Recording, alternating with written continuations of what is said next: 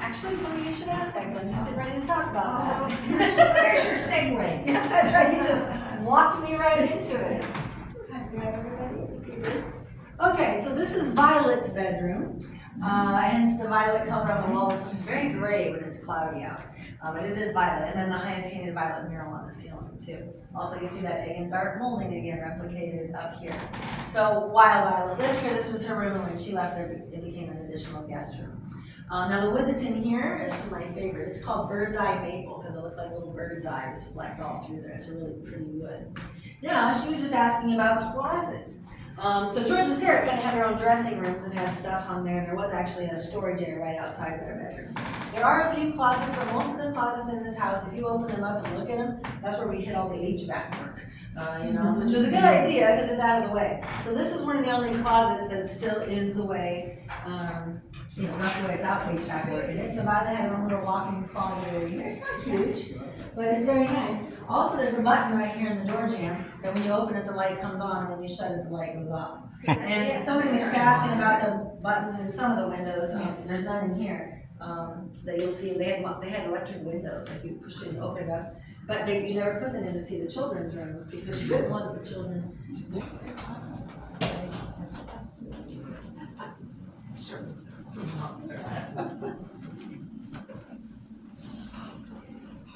All right, so as I said, this was the servants' quarters, and again, this wall was enclosed right here, and there's a door right here that we're going to kept closed because it was a separate space. This whole side of the castle, top to bottom, is the servants' area.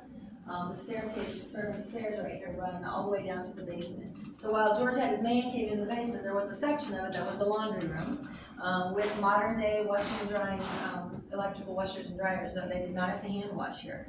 So that was nice. And so the stairs go all the way down there. On the first floor, the stairs come out right by the kitchen.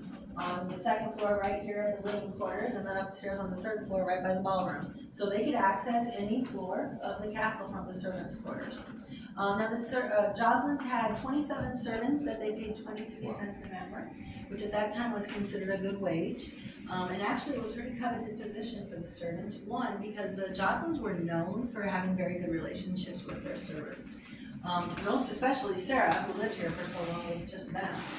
She was known for always giving away jewelry and money and things that she would just give her servants. In fact, her main, the guy who drives you around, I just lost my Chauffeur? Chauffeur, thank you, just went out of my head. Her main chauffeur, she really had a close relationship with, and she gave him some jewelry and some money and a bunch of items. When he passed away, his grandchildren found this huge music box like that you crank and it plays these discs, and they brought it back to us because they thought it would be better here. And so, that's been really cool to have things start coming back a little bit. But now this actually looks like it's a pretty big space, but if you look right here, there were 2 walls knocked out. So this was 3 little tiny small rooms. This was the sewing room, hence that sewing machine. I'm sure they had a couple of them in here.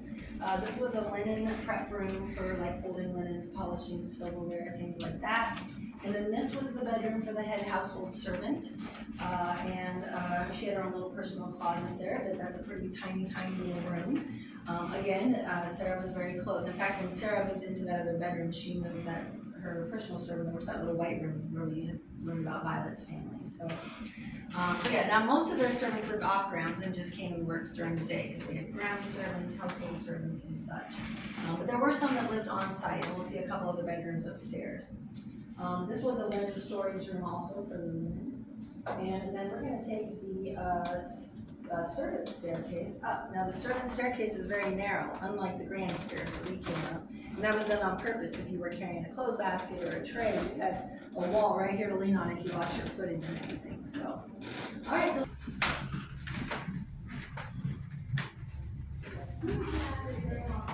This is a servant's entrance. The servants would come up and sleep and things like that.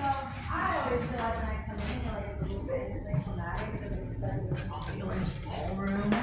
And it was, we believe. First of all, this is one of the rooms we have no black and white pictures of, so I hate that. But also, there were cathedral ceilings in here, and we think there was like a bank of chandeliers running down. That's good. This now has been lowered to make room for air conditioning and furnace work. Again, glad we have it, but boo. Anyway.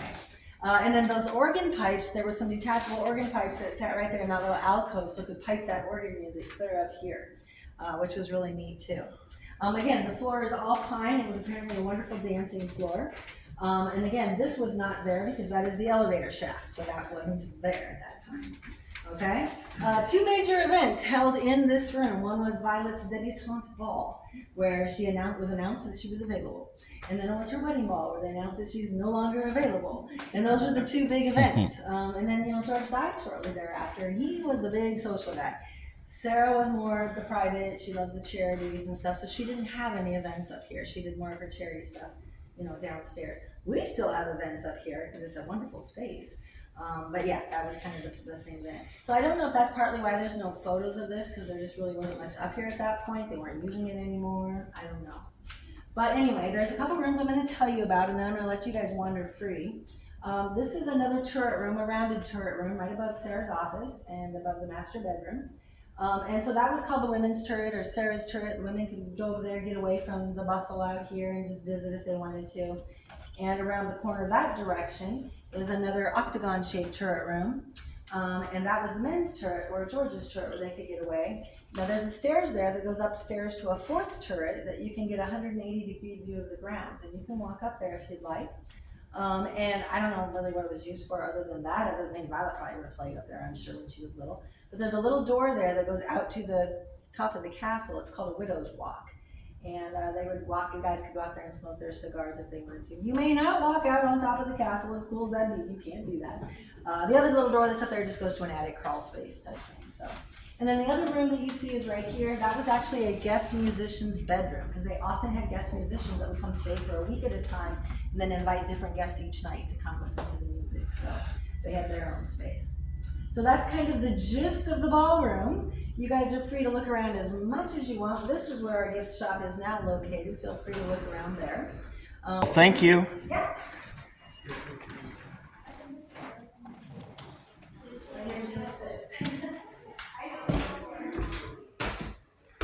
So now we finished the tour, and I just let the tour guide do most of the talking because I don't want to sit here and talk. But this is the turret she was talking about. It's the very top turret, which is weird because the windows are up here and they got good views, but they're very low.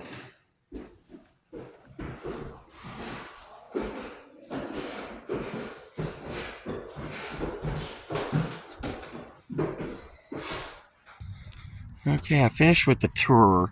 And now the grounds, as you can see, I was talking to the man, and all these homes, there's a lot of rich homes out here, which this is not a rich area. This is kind of now the poor community or poor area, but this area is pretty safe. But the houses out here were probably built anywhere from the 30s to the 50s, and they were huge homes. Again, rich people homes, because obviously they want to be around the rich people, these people. And so I was talking to them about that, and now they're all fourplexes and apartments and stuff like that, because that's how life goes, People can't afford the big homes anymore, especially the old ones, because, there's a lot of renovations needing to be done, and obviously some didn't even have AC and all that. Like this castle we were in, I don't know if you heard during the tour guide, you see a lot of walls there that weren't there because they had to put in HVAC and all that. But as you can see, there's a gate there. We're coming around. This would have been the area that actually had a pool and a little pond, which I was talking to him and I was like, why don't you bring that back? At least bring back the pool. And this here is the walkway. It's a replica because the original was destroyed again in the 1913 tornado. And sorry again, I'm new to this YouTubing and videoing and stuff, but and I don't have the cameras yet for that. But we'll get better at this. And this may end up being 2 videos because it's pretty long. But here's a photo of what it used to look like where I just walked. And it was destroyed in 1913. And you can still see there's trees and stuff. But as you can see, this was 5 acres. And I still think it might be 5 acres. But when she would look out and stuff, she wouldn't see any houses. Because this was the edge of our town. And let me just show you something real quick. I think I can get an angle. But if you look right over here through here, that's the start of downtown. So back then, the rich people would move literally half a mile, maybe 2 miles out, and that was the suburbia, and that's where the rich were. That's why in a lot of these areas, and even today, you see the rich in their little communities. But back then, there'd be like a strip or 2 rows of houses that were mansions or bigger homes, and that was the rich people. But then you'd see smaller homes going down, because even like where I live, which I'll show you, I live in just a normal old little farmhouse thing, and there's homes just literally 12 blocks from me. We're talking little small city blocks, not New York City blocks, that were rich. So yeah, times change, but they really never do, because obviously the elitists stay away from the poor because we're scummy. But it's funny because we're the ones that get things done, and we're the ones that go out and work and become rich, and we're the type of people who give our money away. Because usually I'm against the rich because they don't do shit. If they do, it's always to look good or for some tax break. Whereas back then, this man earned his money. He was basically just like me, young. Well, I'm not young, I'm old, but just like someone starting out, and he earned his way. And then he moved to Omaha, and he says, I believe in spending my money where I live. And he gave away pretty much all his money, between him and his wife. And I'll take you to the Joclyn Art Museum, which is their art museum that she created after his death, and it's huge, and she built it for like $1 million. And when you see it, you're like, yeah, what? Again, I hope you got some of the stuff from the tour guide. It's really hard when you're taking a tour to talk, because you don't want to talk over the tour guide. This is the carriage house, and this is the original door, but not original door. I'm saying this is the original entrance. But you can see in there some original flooring, things like that. But this has been taken over because they actually rent it out to office space. That way people can they can pay the bills. But what a beautiful thing. Anyways, I hope you enjoyed this. And again, I don't know how I'm going to do this. I got to make the video and everything. But once I figure out how to edit properly, I'll get this up. And it might be 1 or 2 videos, maybe a part 1, part 2, because I know everybody on YouTube, if you're past 15 minutes, that's way too long. But I do hope you enjoyed it. This is in Omaha, Nebraska. It's called the Joclyn Castle. And it was built in 11 months, believe it or not, 11 months for that big place, at a cost of $200,000. All right, well, you guys have a great day. I'll catch you next time.